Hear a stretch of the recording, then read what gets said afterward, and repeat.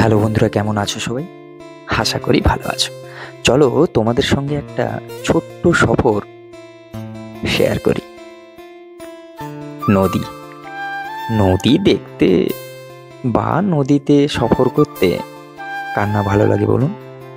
আজকের আমি তোমাদের গঙ্গাসাগর যাওয়ার যে নদীপথটা পেরিয়ে যেতে হয়, সেই নদীপথটা পেরোনোটা তোমাদের সঙ্গে শেয়ার করব। হ্যাঁ, এই ভিডিওটা লাস্ট পর্যন্ত দেখতে থাকুন। আশা করি এই সফরের মজাটা আর 5টা সফরের থেকে একটু আলাদা হবে।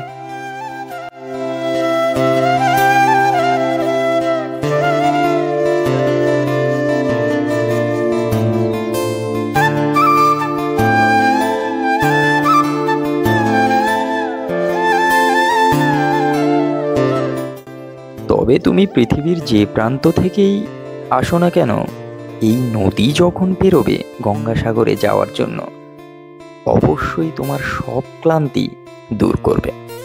কারণ কোথায় আছে না, সব তীর্থ বারবার, গঙ্গাসাগর একবার।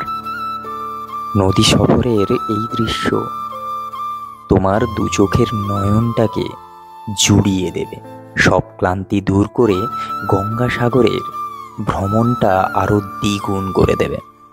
আর তারপরে যত কষ্টই হোক না কেন, এই নদীটা থেকে উঠে যখন গঙ্গাসাগরের দ্বীপের মাটি স্পর্শ করবে, তার অনুভূতি অনেকটাই আলাদা। আর যাই বলো, তবে তীর্থস্থান হোক বা ভ্রমণ কেন্দ্র, কোথাও ঘুরতে যাওয়ার যে ওই কোথায় আছে না, যার শেষ ভালো তার সব ভালো। আর এইখানে এলে শেষটা তো ভালো হবেই, তার সঙ্গে তোমার মজা আর সফরের যে আমেজ, তা হবে দ্বিগুণ।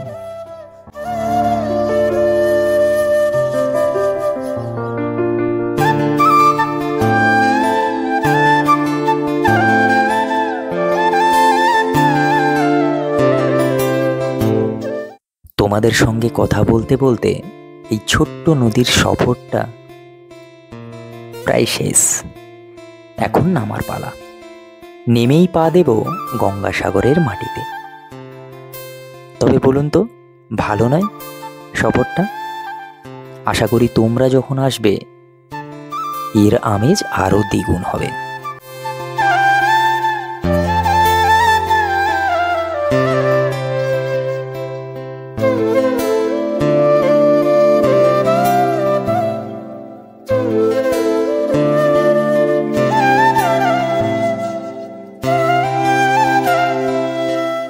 নদী শেষ করে ভ্যাসেল থেকে নেমে হেঁটে বেশি দূর নয়, ওই মিনিট 3-4, আর তারপরেই গাড়িতে উঠে সোজা গঙ্গাসাগর, মানে গঙ্গাসাগরের মাটিতে তো অবশ্যই, তবে কপিলমুনি, সেই কপিলমুনির ধাম যেটার জন্যে এত কিছু।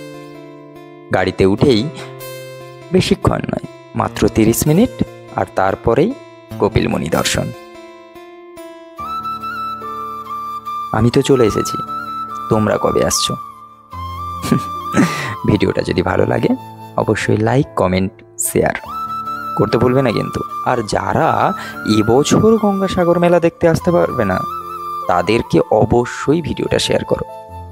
কারণ বাড়িতে বসে একটা তীর্থস্থানের দর্শন তো হবেই, তাই না? লাস্টে সেই একটা কথা বলবো তো অবশ্যই, যে সব তীর্থ বারবার, গঙ্গাসাগর একবার।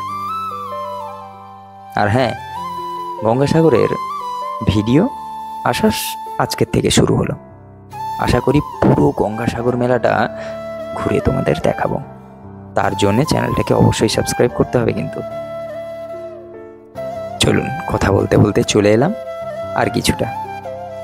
বেশ সাজিয়েছে না রাস্তাটা? এইভাবেই পুরো রাস্তা সাজানো।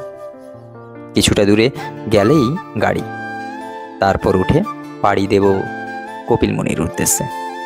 হ্যাঁ, যারা গঙ্গাসাগর মেলা বলে, গঙ্গাসাগর দ্বীপে পা দিয়েই কিন্তু শুরু হয়ে যায় মেলা।